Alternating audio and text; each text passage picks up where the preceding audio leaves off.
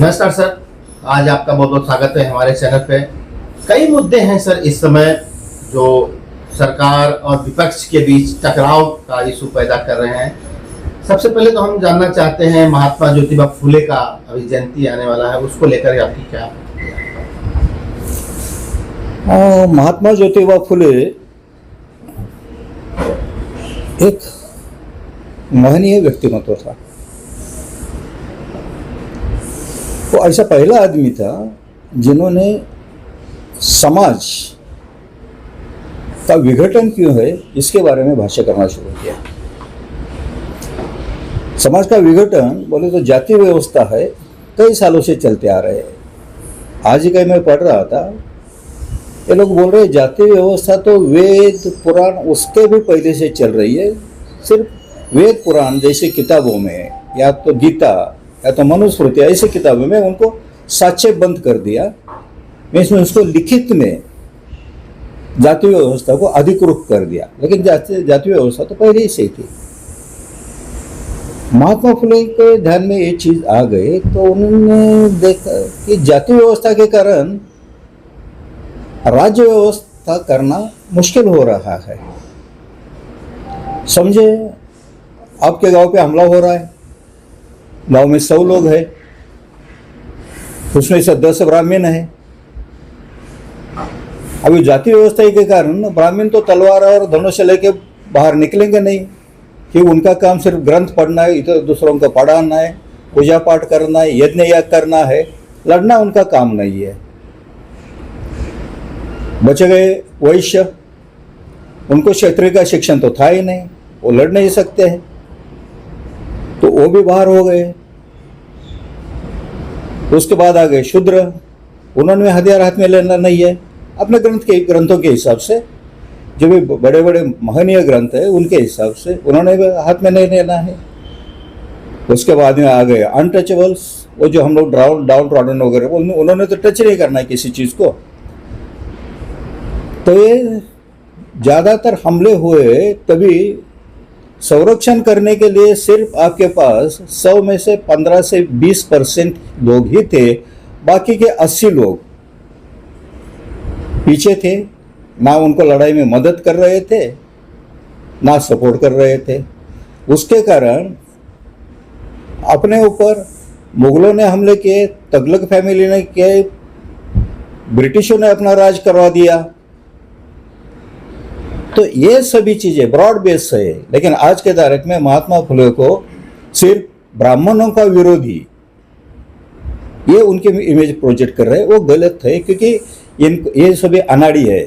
मेरे हिसाब से ये सभी अनाड़ी, उनको अक्ल नहीं है।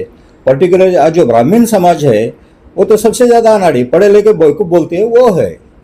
महात्मा फुले जी को ये प्रोस्पेक्टिव में समझना चाहिए। इसलिए समाज को एक करना है तो उन्होंने जाति व्यवस्था नष्ट होनी चाहिए ये नारा लगाया, उसके लिए काम किया। ये पहला भारतीय है जिन्होंने जाति व्यवस्था के बारे में आवाज उठाई और जाति व्यवस्था के जो नुकसानकारक प्रिंसिपल्स है उनको दुनिया के सामने लाया। पहली बार सर, अंबेडकर जी भारत के संविधान रचयिता हैं। बाबा साहब को विदेशों में जिस तरह से उनको मान सम्मान मिलता है, यहाँ भारत में नहीं मिल पाता है। उन्हें सिर्फ दलितों का ही नेता और दलितों का मसीहा कहा जाता है। इस संबंध में आपकी क्या प्रतिक्रिया है? भारतीय जनता इन जनरल बाबा साहब को समझ ही नहीं पा रही है। अगर मैं सामने वालों को समझूं नहीं तो सामने वालों को इज्जत भी नहीं दूंगा, क्योंकि जितने सारे एंटी बाबा साहेब फोर्सेस थे वो सभी ने बाबा साहब की एक प्रतिमा ही बना दी है। वो जो एंटी बाबा साहब फोर्सेस थे उन्होंने औरतों को कभी नहीं बनाया, बोला कि हिंदू कोड बिल के कारण, हिंदू कोड बिल बोले तो हिंदू कुटुंब व्यवस्था कैसी होनी चाहिए, हिंदू कोड बिल के कारण उनको क्या क्या बेनिफिट मिले हैं, औरतों के कितने मिले। Hindu code bill is not restricted only to SCs and ST. It covers the entire womanhood or entire population or entire citizenship of India. उसमें अभी लेटेस्ट बोले तो और भी एक आया, लेकिन सबसे बड़ी चीज़ है उसमें 1905 में 2005 में जो अमेंडमेंट की गई, उसके तहत औरतों को, मैरिड लड़की को भी पिता के संपत्ति में हक दिलाया गया। इससे बड़ी चीज क्या होती है? इससे बड़ी कोई चीज ही नहीं।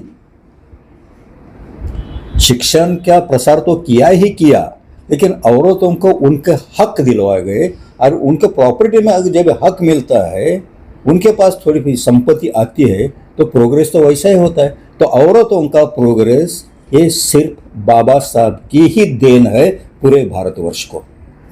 सर, इस समय एक नया सब्जेक्ट भारत में काफी चर्चा में है, अभी संसद में पास हुआ, राज्यसभा में पास हुआ, वक्फ बोर्ड का जो संशोधित बिल है, इसको लेकर के आपकी क्या प्रतिक्रिया है? पक्ष विपक्ष दोनों टकरा रहे हैं, ये कितना फायदेमंद है मुस्लिमों के लिए, और जो मुस्लिम तबके में गरीब लोग हैं उनको भी कितना इससे फायदा होगा संशोधन से? सर, पहले तो एक चीज है, कन्याकुमारी से कश्मीर तक या कच्छ से लेकर मणिपुर तक हम इतने अक्लमंद है, जो वर्ड के लिए हम लोग, जो शब्द के लिए हम लोग झगड़ा करते हैं, वो शब्द का हमको मतलब भी मालूम नहीं है। ऐसे नेताओं की कमी नहीं है। जाओ पत्थर मारो, तो सैकड़ों हजारों हाथ उठते हैं, पत्थर मारना शुरू करते हैं। उसमें से किसी भी एक को रोक के पूछो कि भाई पत्थरबाजी क्यों चल रही है, वो बोलेगा मुझे पता नहीं, हमारे नेताओं ने बोल दिया। ये कल्चर में हम लोग पल रहे हैं, बढ़ रहे हैं। वक्फ का मतलब है देनगी, डोनेशन।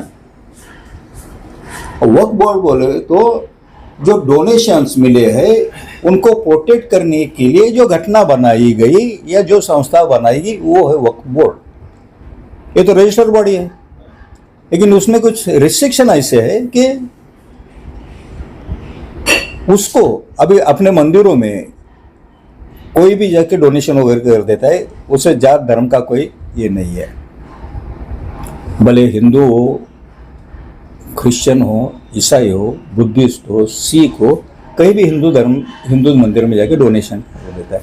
लेकिन वक्फ जो संस्था है उनको मुस्लिम छोड़ के दूसरे किसी मजहब से या संस्था से डोनेशन लेने का अलाउ नहीं है।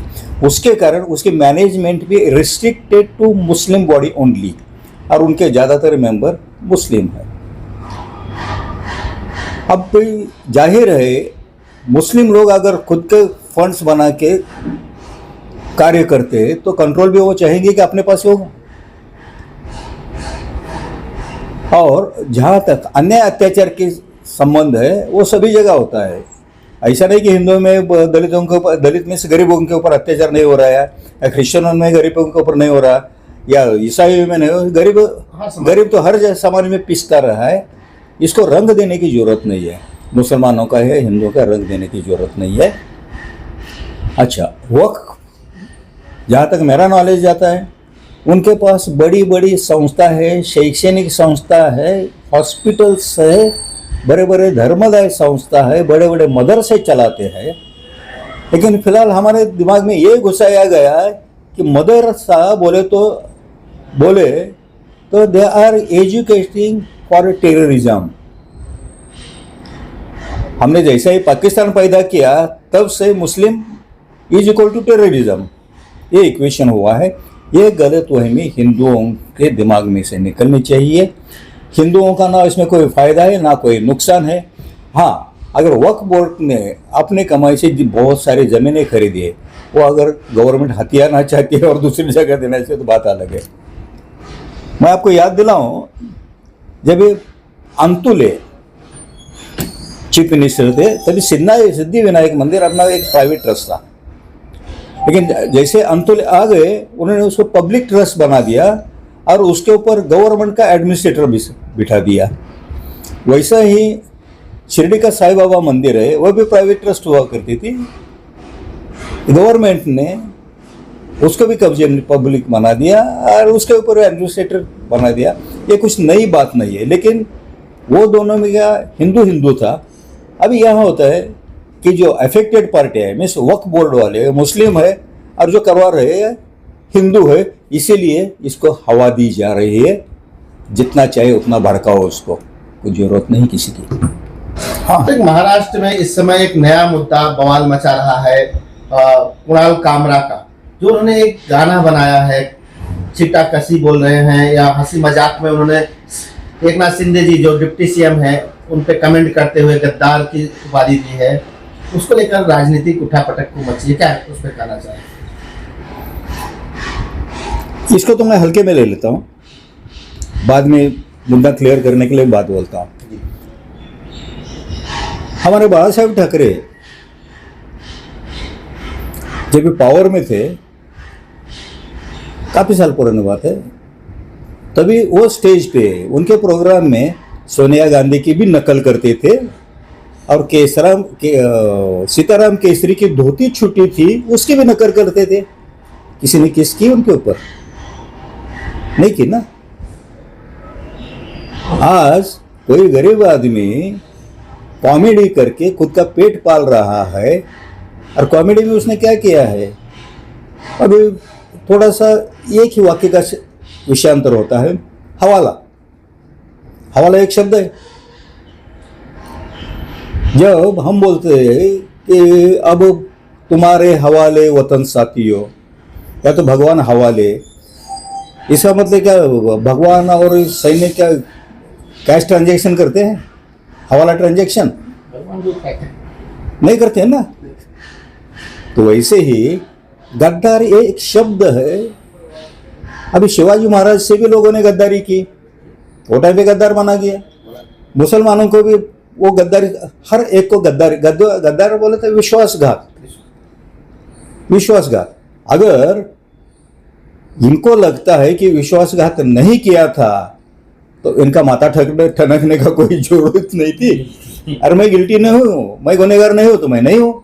बाकी कुछ भी बोलो, आप मुझे बोलो चोर हो, बलात्कारी हो, ठग हो, डकैत हो, अगर मैं नहीं हूँ तो मैं वहां से सीधा निकल जाऊँ ना, क्योंकि ये लेवल मुझे लगते नहीं, मुझे चिपकते नहीं ना।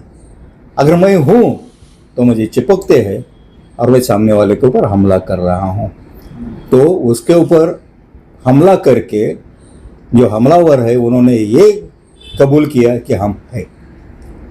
अच्छा, इसमें अपना आर्टिकल 19 एक है। मैं तो सभी को अनुरोध करूंगा, कम से कम आप लोग फंडामेंटल्स राइट पढ़िए। फंडामेंटल राइट्स आपको जीने में मजा आ जाएगा। अभी आर्टिकल 19 आपको बोल रहा है ये सभी को फ्रीडम देता है, freedom of expression and information. अभी कुणाल कामरा ने जो किया, he use his freedom of expression, he expressed his views, he has not hurted anyone directly, किसी को हर्ट नहीं किया है, तो फ्रीडम ऑफ एक्सप्रेशन भी नहीं होना चाहिए, तो फिर गलत है। ऐसे सत्ताधारी होने से सत्ताधारी ना होना अच्छा है। जनता के लिए ये हार्मफुल है, बहुत ही धोखादायक है।